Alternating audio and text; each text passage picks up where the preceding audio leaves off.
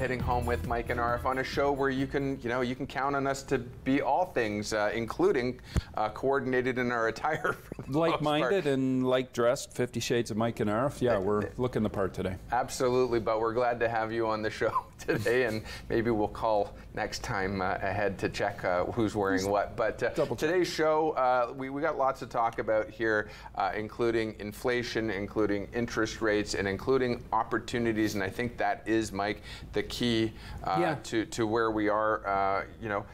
Anybody who's been through a number of economic cycles will know that there is light at the end of the tunnel. You do come out of it, and there is always opportunity. And I think that we certainly live in an era where people are more and more creative. Anybody who's gone through the last couple of years has recognized that the one who wins, the one who comes out in best condition, is the one who looks for opportunity in a challenge. So we'll cover some of those things today. Yeah, we'll get into that for sure. And I mean, the number one thing, or I guess the two big keywords in any discussion about economics these days is inflation and interest rates. And the two, I wouldn't say they go hand in hand, but they dance with one another for sure.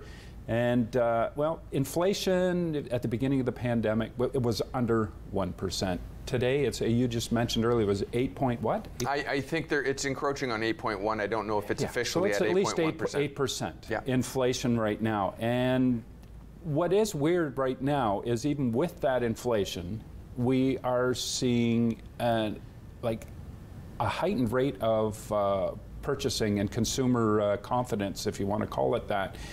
Take a drive by any of the building centers. The parking lots are full. They're buzzing. Go to Costco, which is a good measure of our economy. I always find the parking lot's full. People are lined up in there. People are spending money. And, you know, new cars. People are buying cars. It's happening. My perspective on that, Mike, is count to 10. And I think it will catch up.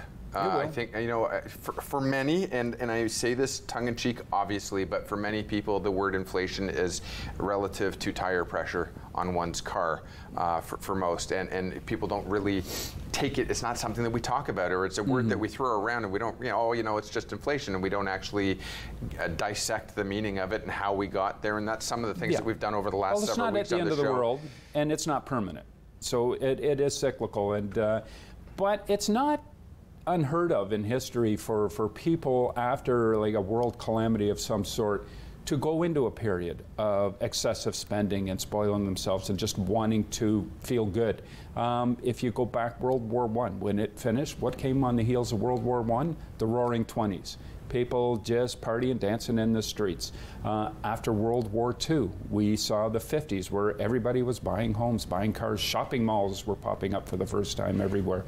And during the World War I and World War II, the economy was augmented or stimulated by billions of dollars being spent on manufacturing. It was, bullets and guns and tanks. Everybody had a job. The difference this time around is the government has been stimulating the economy, but not through creating more manufacturing. They've been stimulating the economy by just handing people money. So people have cash in hand. Meanwhile, through the pandemic, a lot of the manufacturing went by the wayside, and now we have a supply deficit. I will say, though, that the cash that many people have in hand is comprised of a few things, one of which is, as you referred to it, as the government just handed people money. Well, they didn't hand people money that didn't have a string attached to it. They handed people money that actually was printed money, which devalued the dollar from the day before, which is therefore in line with inflation. But they also handed people money that they're expecting to be paid back, and therefore what that equates to is basically using your credit card.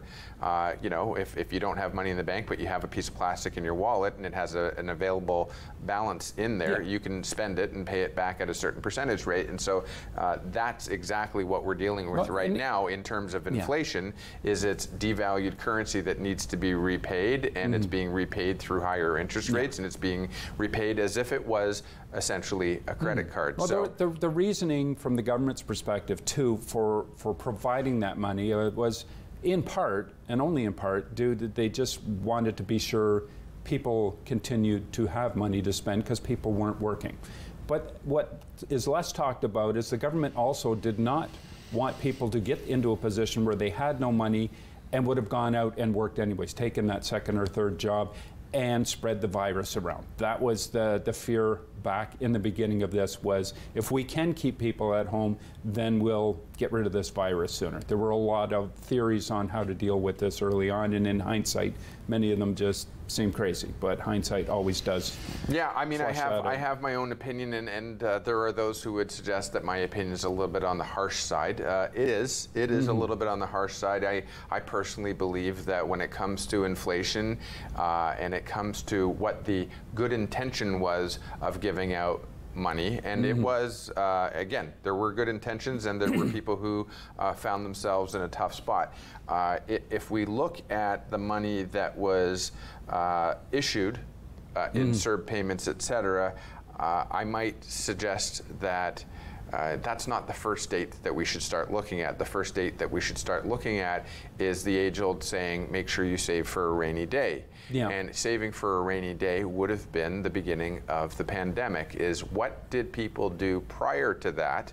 When times were good, we were in historically low rates already since 2008 and change. You know, what were people doing with that extremely low cost of access to cash and equity, and were they putting money aside? Were they putting money in savings, et cetera? Because the government was just so, like, here's a statistic here, or just a number. The world doesn't start at the beginning of a pandemic. That's what I'm suggesting. Over the 2 years of the the major portion of that pandemic, there was $300 billion more put into the economy, directly given to Canadians by the government. $300 billion more than was paid out in salaries in this country.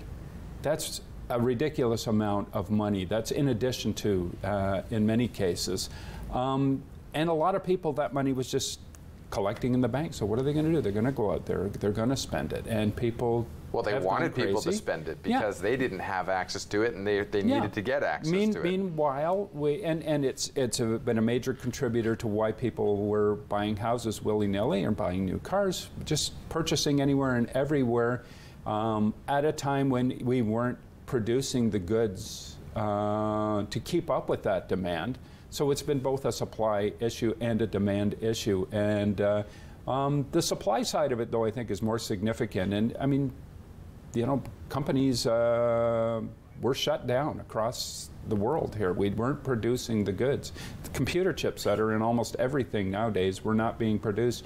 Drive by any car lot, new car lot these days, you don't see many cars in the parking lot because they don't have the chips to put into the cars to make them run, which is shifting people over to buying used cars, which is driving up the price of used cars now. So absolutely, it's all interconnected. Absolutely, but it is all interconnected, and as well, remember the name of the show includes the word opportunity, and anybody who's done a fair amount of research and certainly catch the article in the National Post or the Globe, whichever it was, at the end of last week, and it shined a spotlight on those who took opportunity to ensure that there was a shortage. The article specifically focused on what was going on in the grocery industry, which included that there were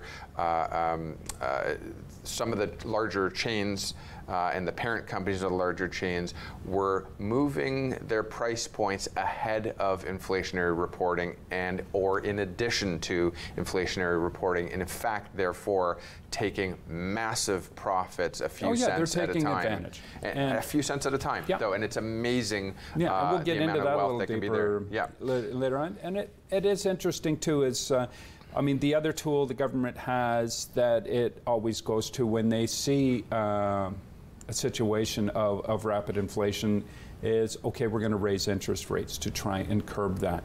Now, raising interest rates will have its impact. It'll have its effect primarily on the real estate and automobile, big purchase, big ticket items that people typically borrow money to make. But it's not going to impact on two areas, and that is food prices and fuel prices around the world. A lot of fuel production was shut down over the pandemic, and a lot of those refineries have yet to reopen. So we're not producing fuel at the scale we were pre-pandemic. So that's in part why fuel prices are so high. And the Ukraine is a breadbasket for all of Europe and Asia for food production. Less so here, but because they're in the midst of a war in the Ukraine, they're not doing much farming there.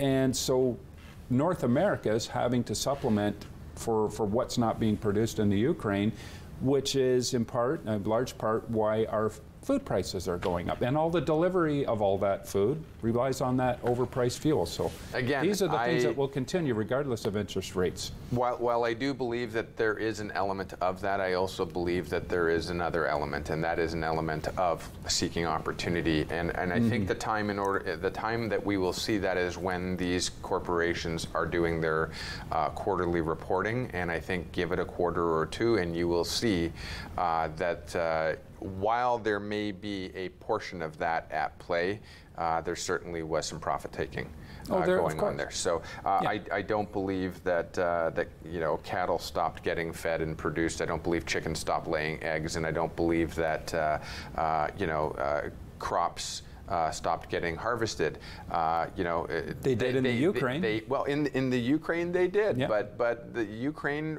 only accounts for a certain percentage, and I think but it's significant in Europe, the European market, though. Yeah, and we're in Canada, and I think that the numbers will reveal themselves. Give it a quarter or two, and I'll leave it at that for now. But I have my finger on some very good information from some manufacturers and producers and wholesalers who are very much aware of some inventory that's been hoarded. Yeah. Some hoarded inventory. Okay, let's get into that a little bit after the break. To ensure that there was some scarcity at the retail level. Some of those big box stores definitely are sitting on some inventory. Oh, yeah. Yeah, so sure. We should go to break though, Mike. Right now it's a good opportunity to go to break. So when we come back, as you can see, this is a little bit, it can be contentious. It can be, opinionated. And I think that that's more reflective of what we see out there in the community. And I think, again, once we see what those actual earnings reports will be, it's no longer just opinion, and somebody will be right. Well, we like to get to the facts. Well, and clarity and reason and rationale and understanding is important. So stay with us on the other side of the break, and we'll continue to banter these topics around, and we will actually get to how this all comes full circle into affecting you and your decisions to either sell or buy in real estate, and again, some opportunities, because we've been doing some thinking about that, and I think it's important that we do get to that today. So stay with us for more of Hitting Home with Mike and Arif right after this break.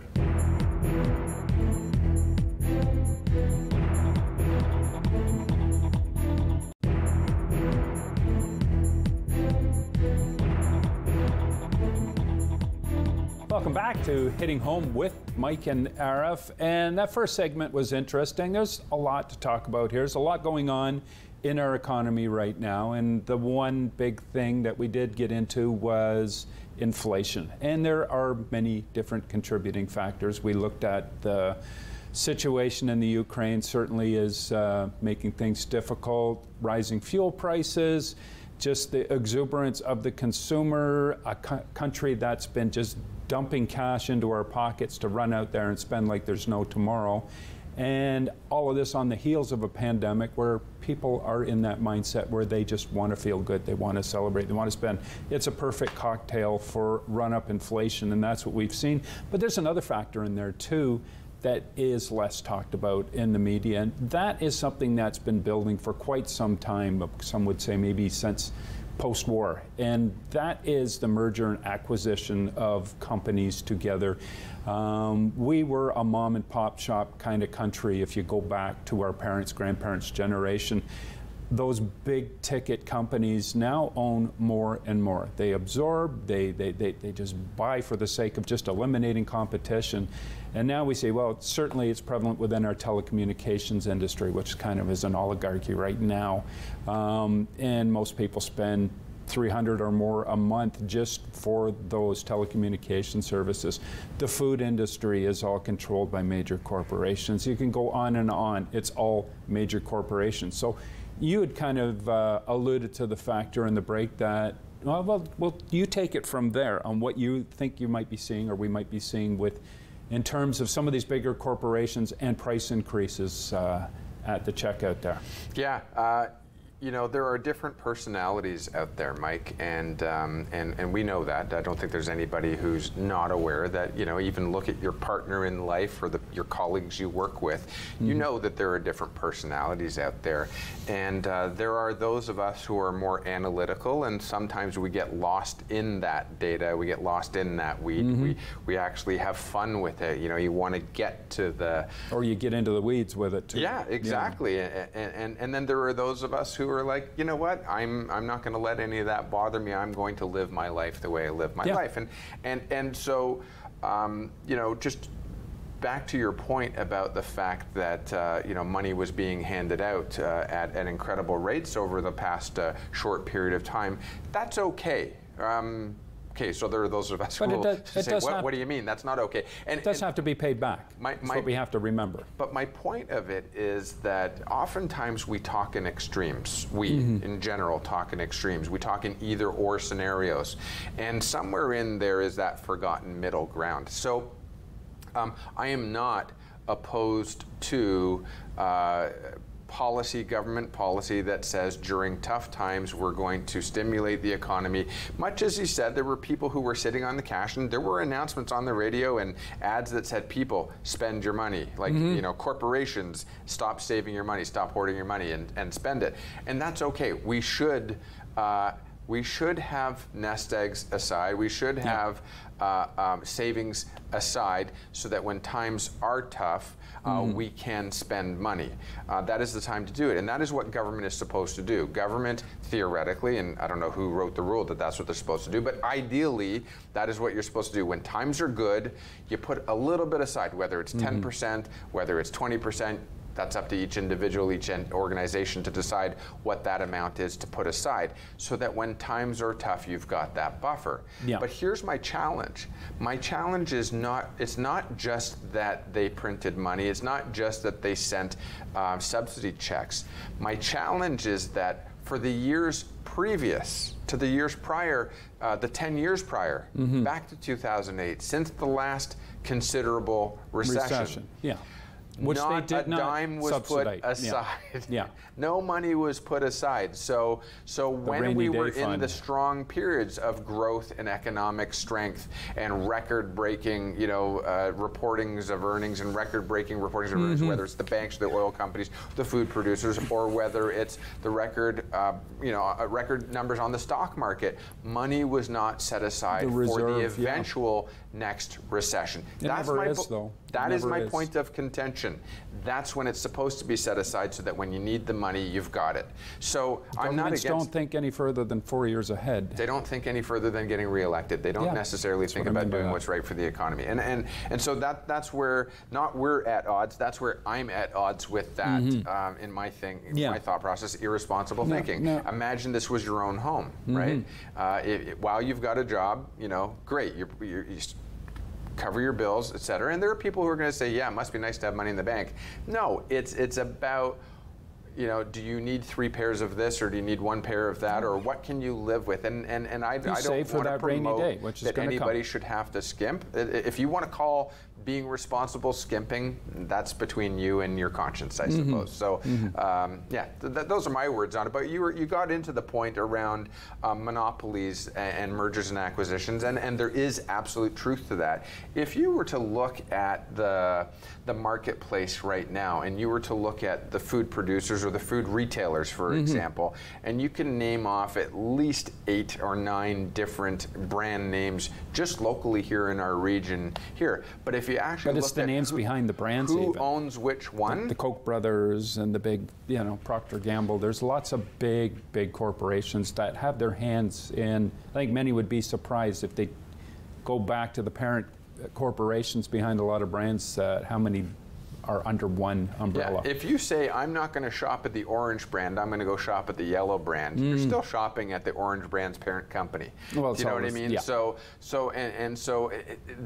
Marketing is a phenomenal thing, and I happen to have gotten a little bit more familiar with marketing initiatives over the last couple of years, and I find it fascinating, to be honest with you. There's a lot of psychology that goes into that. But if you nothing happens by accident.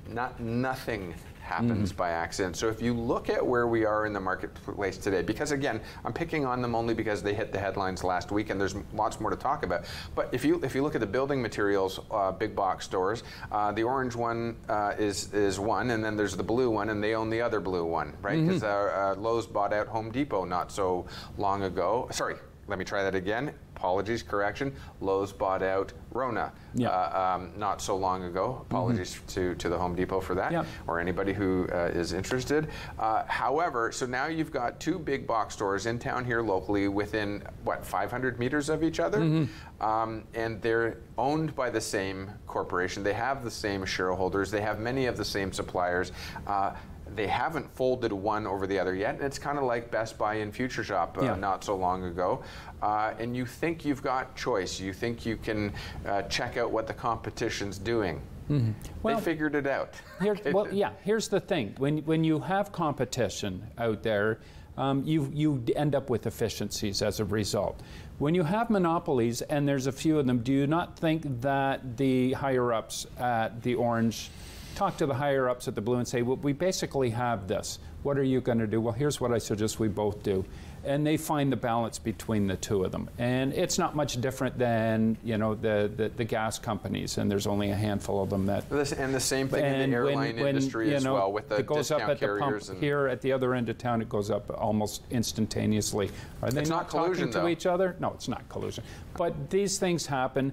And it's unfortunate. And we're at a point in the whole life cycle of free enterprise here. It's unprecedented. And if you think of that game of Monopoly, at some point on that board, one person around the table owns everything. What happens then? The game is over, you start again. It's not as simple as that in free world economy, though, but when we get to the point where there's a handful of people at home who own everything, it's rather scary, and I don't mean to be conspiracy-minded, and this isn't really the show for that.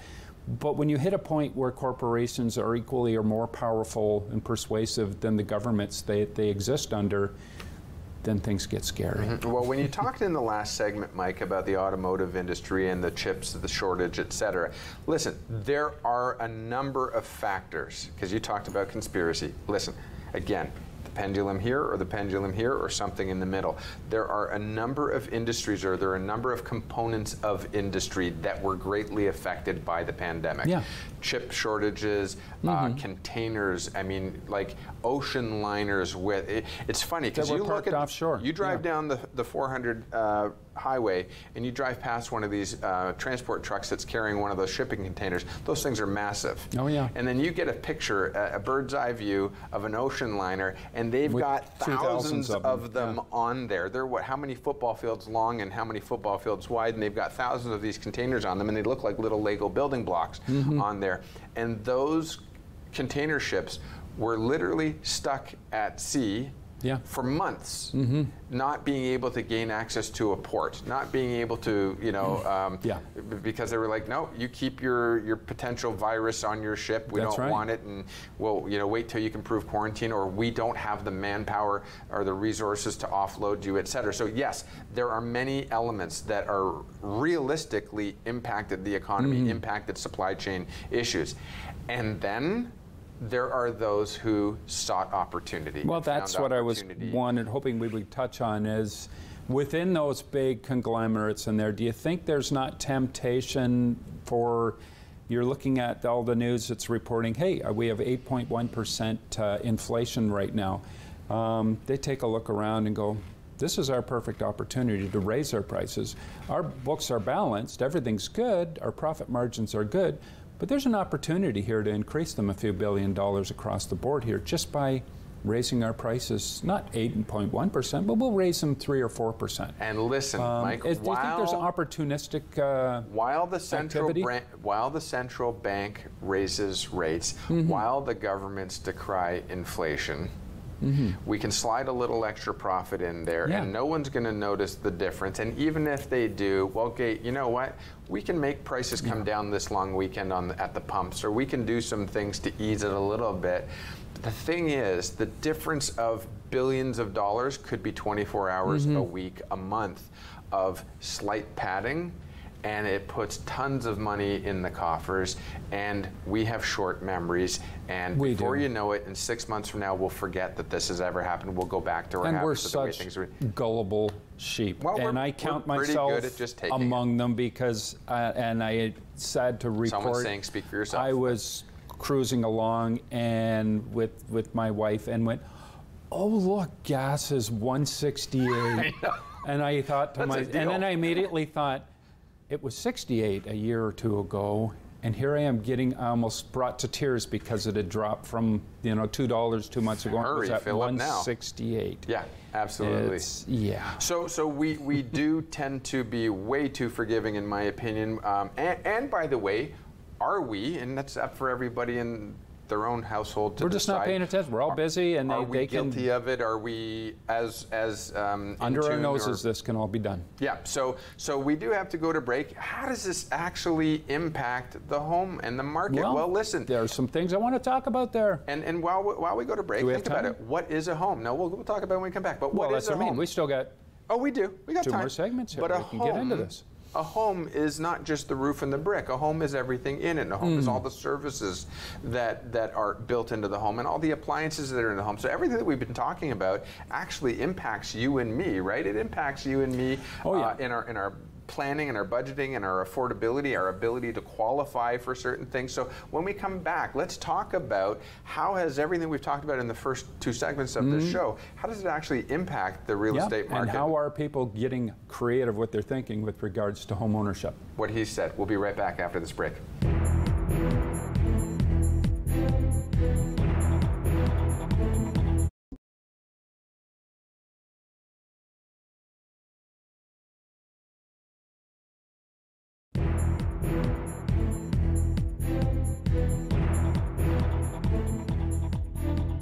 Welcome back to Hitting Home with Mike and Arif. And we've had an interesting first couple segments of the show talking about interest rates, inflations, how all of this is impacting on all of us. And one of the things you alluded to or touched on is that we do get creative. There is opportunity when there are challenges out there, and some of us will take advantage of those opportunities. And one of the things that I am seeing, and I'll lead into this just talking about, think back to when you left home, you're in your late teens, early 20s, college days, whatever.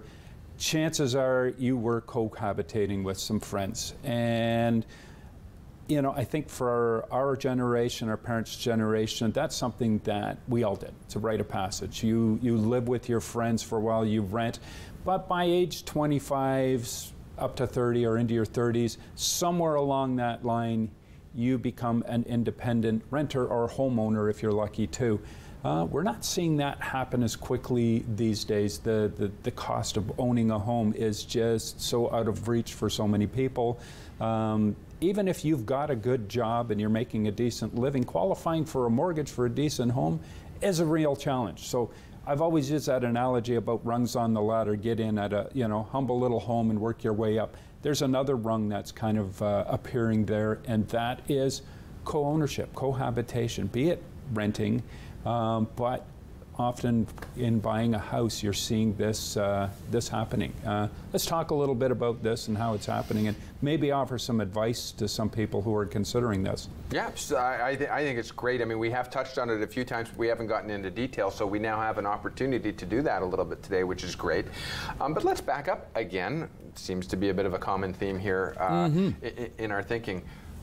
Who set the rule on how it's supposed to go when you decide you want to get into home ownership? Well, we just got into some certain trends, and they're different around the world, mind you. We've touched on that before too. Look at European, where multi-layers of generations live within the same homes. Exactly. So the Europeans and many Asians and South Asian countries, and then probably other options available out there, have embraced the concept of multi-generational living. Some may have done it out of necessity. Some may have done it out of tradition, culture, for them, yeah. respect for elders, etc. I've spoken with a number of people and say, no, I don't live with my parents. My parents don't live with me. I live with my parents, and it's out of respect for their place in the hierarchy of the family. The grandparents played a role in raising the grandchildren. Absolutely. Yeah. But again, remember, different people, different cultures, different societies, different norms.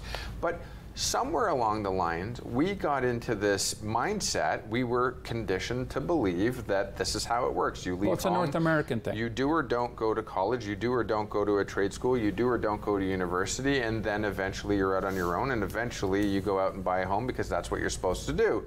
And by the way, the only way that's going to happen is if I can afford to. Well, we've also conditioned ourselves over the last decade and change, if not longer, that, home ownership is farther and farther out of reach. I'll never be able to afford to own a home. That's not true. It's not true. It's only true if we decide for it to be true. So let's break this down just for a second.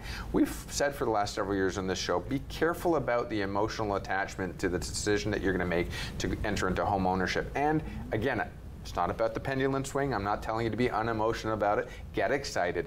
If it is something you're doing with a life partner, great. Have some fun with it. But don't forget the business side of it, or don't forget the investment side of it. It is a transaction. There is nothing in the law that says you can only buy a home by yourself, or you can only buy a home with your life partner, significant other.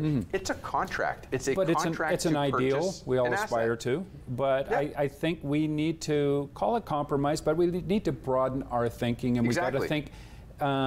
We've got to think with a long-term perspective on that too. And if you've looked at your partner, or you're there on your own and you're saying, and you're renting, and or maybe you're still living in parents' house, whatever, but you want to make that transition to ownership. You just want to be an owner. Mike, how many people are familiar with the statement that says, it's the first million is the hardest. Once I get the first million, it'll be easy to make the second and third. It's the same thing, actually, the first home, with home ownership. Yeah, the first home is difficult once you're into the cycle.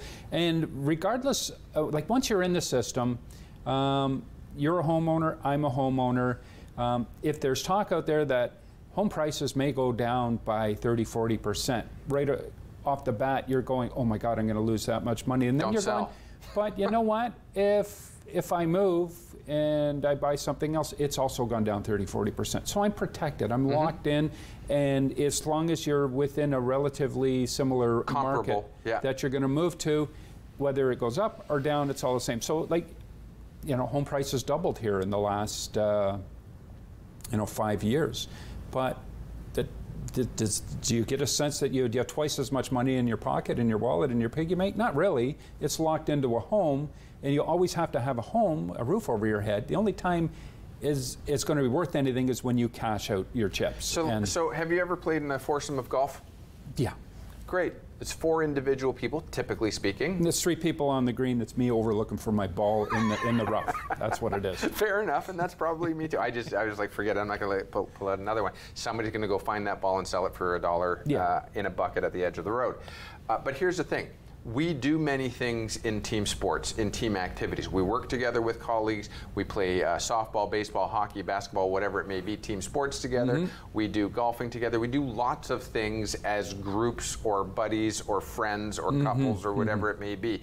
There's no reason why this cannot be the same thing. Hey, you're living at your parents'. Oh, I'm living at my parents' too. Or I'm renting, you're renting. Fantastic. Why don't we pool our resources? And people pool their resources on all sorts of things. Whether have a 5-year plan, have a 5 to 10-year plan. People pool their resources to throw a party. People pool their resources to do to buy recreational items or whatever it may be. There's no difference. It's a contract. Shared ownership is not a new thing. You want to get into the market.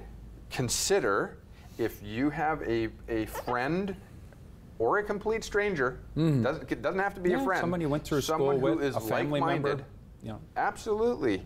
Look at this. So look at what is the price of the home, what do I need for a down payment, what are the qualifications, So I should look for someone with as good credit or better than mine. I should look for someone with a similar down payment, or maybe where I'm strong, they're not, and where I'm not as strong, they can be stronger. Find out what that is, and it takes as much as this.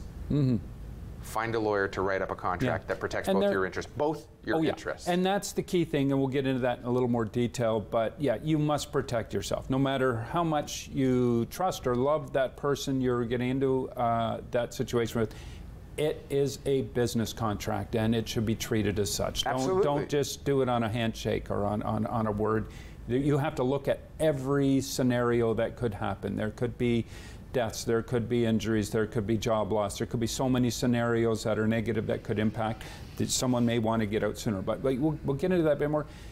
But there are, just looking at the concept, there are multiple facets to this. There's multiple ways that this can work for someone. One scenario would be myself and myself and my partner and someone else and their partner may want to buy a home and cohabitate together and basically co-live and share everything together. Maybe there'll be other efficiencies if we're doing it that way. We'll share on groceries, we'll share on utilities, we'll share on a lot of different things. That's not going to work for everybody.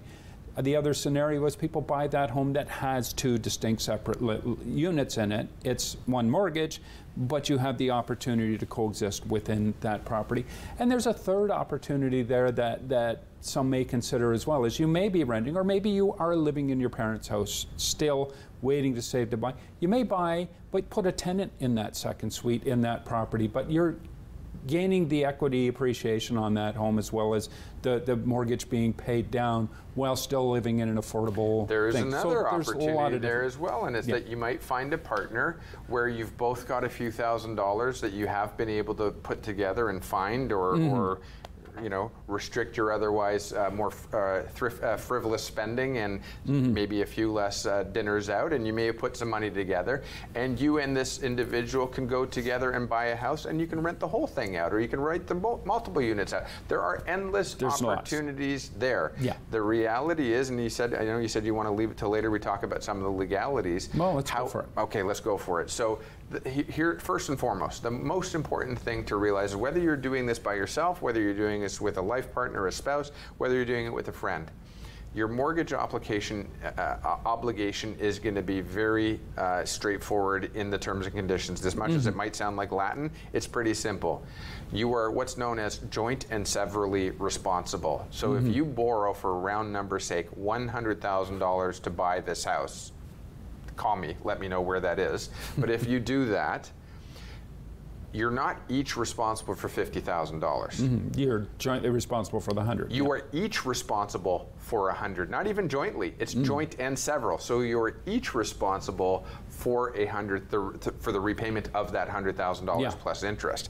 So if something does go sideways with your life partner, spouse, or friend, or business partner, you're on the jeopardy hook. For all. You've either got, theoretically, you're either going to come up with a way to make the payments. That could be renting, or it could be finding another partner to take over, or you might be selling, whatever it is. But you're each responsible for 100% of the amount, not 50-50 or otherwise. And so, there are companies that have started up out there that are basically matchmaking, or taking strangers, getting all their credentials, doing a whole, emotional, social, psychological profile of these people, and then, using, algorithms or just study to decide this person here and this person here would make a good match. We're going to introduce them. It's a dating app. It's basically a dating app, but it's for home ownership. It's more significant than dating. Dating, if it doesn't work, you go, I'll move on, I'll go back to the dating app. But once you've committed to a property purchase, it's a lot more significant than that. So you want to know that you got the right people. Again, in order to do this successfully, it's as simple as just making sure that you go in eyes wide open, and when you sit and speak with your lender, your bank, or your broker, or your agent, they're essentially taking an application, and they're going to get all of your information, and they're going to get all of that other person or numerous people's information, and you're going to do a credit profile review, you're going to do a net worth statement, you're going to show your income ability, you're going to do everything that you would have had to do as if you were doing it yourself or with your spouse or whatever. And given the price of homes, given the high interest rates, given like how high the bar is set, there's many who are probably listening to this who are going to go, oh, I could never do that, I just wouldn't do it. But stop and think about it for a moment. Where will you be 5 years from now continuing to pay your landlord's mortgage, through rent for the next 5 years versus I'll bite the bullet, I'll do my due diligence and I'll enter this properly and, minimize all my risk and stress and just do that for 5 years. Where are you going to be? Mike. Where would you be if you'd done that 5 years ago? Absolutely. Today? Absolutely. Yeah. And I've said that to myself a number of times. But remember this. It's really up to us to decide to simplify it, because that's what it is. It's one person or more than one person on an application with like-minded people, each accepting the responsibility. Yeah. Or we can overthink it and decide that it's not possible, it's too difficult. That's up to you as an individual. But from my perspective, we talked about the fact that right now we have been at the mercy of others. We've been at the mercy of the market. We've been at the mercy of bigger business. We've been at the mercy of those who are seeking and finding opportunity for those organizations to increase their bottom line, to pad some profit, to have great returns for their shareholders, et cetera, et cetera. Yeah. It's all there. What have you and I as individuals been doing to ensure that we also seek opportunity? And there were numerous opportunities throughout the pandemic to start new businesses or to fill gaps, fill voids. Fulfill a need, There is a generation of people who have decided, if not more, that they will have a real hard time getting into home ownership. And what we have just discussed here, of course, speak with your lawyer. Certainly speak with your parents or those who have an interest in your health and your future. But I will also be mindful, or encourage you to be mindful of the fact that someone else may not choose to do this. Doesn't make it not a good idea. Get the facts. Yeah. There is an opportunity out there. That's exactly what we're talking about. And somebody else isn't buying. You have the opportunity to buy at a slightly reduced market right now where there's a little bit less competition for the supply that is available. If you put the right people together, you can do this, and it's a phenomenal opportunity. Yeah, for sure. We got to go to break, Mike. Excellent. We'll come back and we'll pick this up on the other side. We will pick this up on the other side, and we'll close this out, this opportunity. But the fact of the matter is, Mike, this was part of the show. Interest, inflation, and opportunity. There is absolutely opportunity right now if you get the right people on your team to help you walk through it. Totally doable. And think about it while we're at the break. We'll be right back with more of him and me on Heading Home.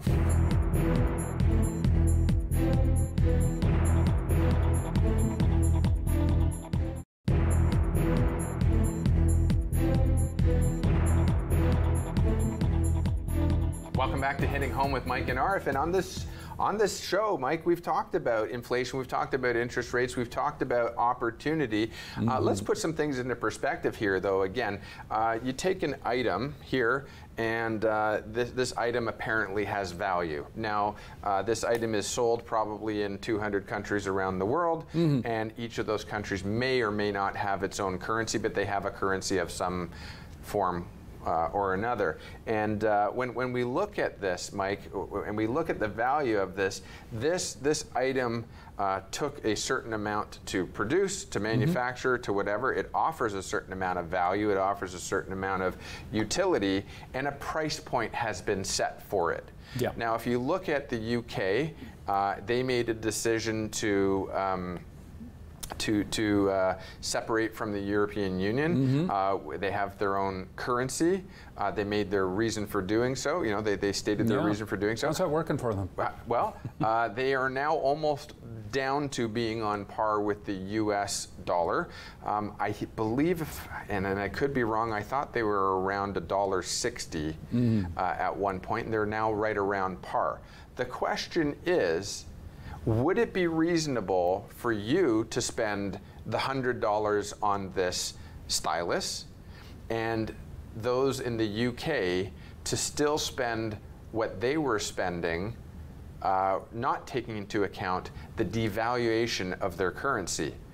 So if they spent the equivalent from a year ago, would they still be spending $100? Would the supplier of this product still be getting the same value? And the answer is no. They wouldn't. No. So with inflation, prices do go up, or when the value of the currency is devalued, the number of devalued dollars or units of measurement of currency that you have to spend to get that same item Economics 101 will go Professor up. Arif. And that's as difficult as I want to make it, okay? Yeah. But so there's the reality. So when we look today and say, you know, house prices are out of control, they've gone through the roof and I will never be able to afford it. Yeah. Part of it is supply and demand. Part of it is the fact that here, well, and it is still supply and demand, that people left the GTA to choose other outlying areas because they realized they could. And so that puts pressure on the supply that we had here locally, forcing the house prices to go up. Yeah. But also the value of the currency has gone down, but the house still retains a certain amount of value. And another measure of monetary value that I like to use is I like to look at, okay, how many hours did my father have to work to make his monthly mortgage payment? How many hours of service did he have to trade to make one mortgage payment versus today, how many hours would I have to work to make the same mortgage payment or similar mortgage payment on a similar home? Yeah. And if those hours are in line, and more or less they are, even though the house price has gone up tenfold in that timeline, so too has the earning power of the individual buying that home. And there will be those who would argue that their compensation hasn't kept in line with the price. And they're right. And that's true. So there is never only one contributing factor to the price, to determine the price. And there's many more things we believe in our world that we need to be paying monthly fees on Netflix and everything else that we Sirius, Netflix, it was simpler whatever. times. You know, your groceries, your car, whatever, the one trip to Florida every year. Those were simpler times, and maybe we'll be going back to those in some regards. However, Mike, putting things in perspective, there was a time when, historically speaking, most families had a single income earner, and if you were the typical family, it was the man went out to work, the woman, blah, blah, blah. We've all heard that story, and we've all turned our noses up to it. And interest rates were high back then, too. Yes. However, now we have split families, we've got multi-generational families, we've got blended families, we've got 2-income families, we've got 3-income families, we've got 1-income earner having 2 jobs and 3 jobs. We've got all sorts of different things happening out there. And to each person, they have their own reality. Here's the fact, though. Along the way and over the decades, humans, we, Canadian society, has chosen to adapt if they want to stay in the marketplace. Here's an opportunity to adapt, to stay in the marketplace. And the other thing that's important to know is that should somebody choose to go and do this, meet up with a friend or a partner or a group of people at work or a pool, create a pool, it's all doable. Your lawyer's going to help you with that information, make sure that you're protected and that each other knows their rights and responsibilities, and make sure that, even if one's coming in with 100,000 and another one's coming in with 20,000, you can still do it. Just make sure that you have proportional, appropriate documents reflecting that proportion. But the point is to get into home ownership. It doesn't have to be a forever contract. It doesn't have to be a forever relationship. It doesn't have to be the dream home. In fact, you're kind of not supposed to start with the dream home, because if you start with the dream home, you may no longer appreciate the dream home. But it's asking many to re-image that dream that they've always had in the back of their head of what that first home was going to look like and what home ownership. And I think to help people get some perspective on it, let's think about this. If enterprise, if you were going to start a business, purchase a business, if you're up into that 7-figure range, $1 million or more for a business, chances are you entered into that in partnership with others. You certainly had shareholders, investors. It's rare to see someone, certainly on their first business venture, enter into it alone. And now that we've seen house prices get up into that range, first time average house prices encroaching on $1 million, and in many cases over $1 million, depending on your market, it's not unrealistic to think I need to approach this in the very same way as an enterprise, as a business, and bring some partners on board. And that's precisely what we're asking people to at least entertain in their mind. Mike, you know, I've talk done a with their renovation family, talk before. with their partner, and if this is the difference between you owning a home between now and 5 years from now and not owning a home, then this is definitely worthy of consideration. I was going to say, I've done a renovation before, and it was really weird because I couldn't understand why it didn't start and finish in half an hour.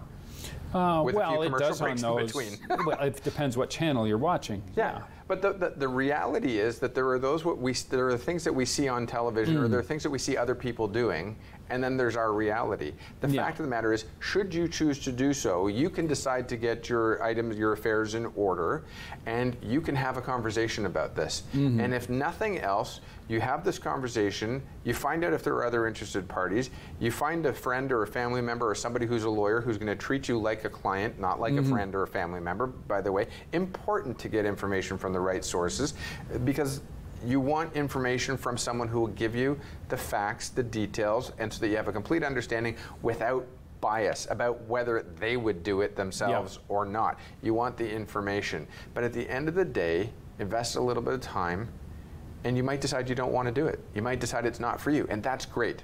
But if you've set it up properly, at least you've left yourself an out. And perhaps someone is going to buy out your share of that home. Perhaps you need to liquidate the entire asset, but you'll have set this up with your legal counsel prior to ever entering into an agreement. And that's the key there, is make sure you've covered all the possible scenarios that could happen, and you have an exit strategy or multiple exit strategies that you can...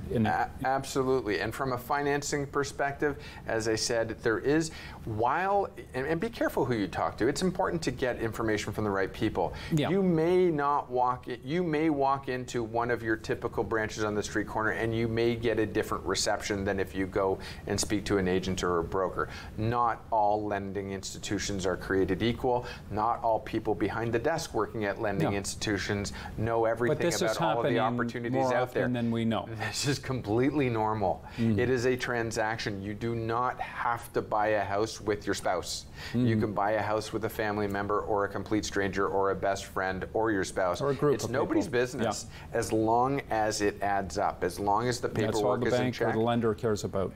Absolutely. So on this show, we've talked about this. On another show and on a future show coming up, I'm sure we will talk about other housing type opportunities. Well, Does we'll it bring need some to be guests in who can talk about this with Can it more be a confidence tiny than you home, and or I can it be a garden suite, or can it be an income property, or can it be a rail car property, as you talked about with George, I believe.